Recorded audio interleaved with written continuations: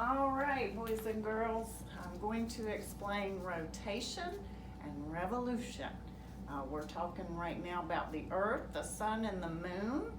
I need you to think of 3 different size balls. So let's say we have a golf ball, a basketball, and a big exercise ball. That tiny little golf ball would probably represent the moon. However, this is going to be my moon for the demonstration today. The basketball would be the Earth, and of course that huge exercise ball would represent the huge sun. All right, so rotation means to spin on an axis. So here is our globe.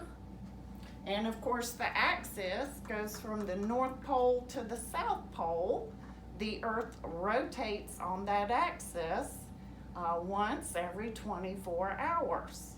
So that is why we have night and day. Of course, if you see the piece of paper that I have put on the United States right here on the eastern side, when the Earth is facing the sun, of course, in that 24-hour period, we have day. All right, it's turning. It's going more away from the sun. Now it's evening way over here. Now it's facing me. We're pretending, of course, that the nice lamp there that I borrowed from Miss Nisi is our sun. All right, so that's nighttime. Oh, look. It's starting to face you. So now it's getting to be morning. Daylight has started. Turning. And of course, middle of the day, facing the sun. So the Earth rotates on its axis once every 24 hours. And there is why we have night and day. Thank you, God. All right. Now, the moon, we know, revolves around the Earth. The Earth revolves around the sun. So to revolve means to go around another object.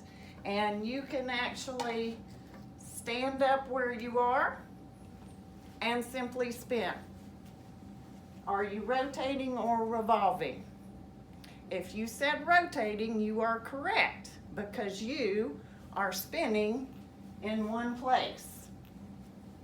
All right, now maybe put a chair or a book on the floor, or maybe a brother or sister can stand there for you, and you are now going to walk around that object, whether it's a book or your brother or sister. And now you are going around another object. So are you rotating or revolving? If you said revolving, you are correct. So here is kind of how the Earth, the moon, and the sun work. Of course, the sun is stationary. As you make your planet pictures on the black paper, all those planets are traveling in their orbits, revolving around the sun. That's why you put the sun first in your picture. All right, so here's the Earth. The moon is revolving around the Earth pretty much about one time every month. That's why we have moon phases, which we will talk about later. So imagine as the Earth is revolving around the sun and spinning on its axis or rotating, all these things are happening, right?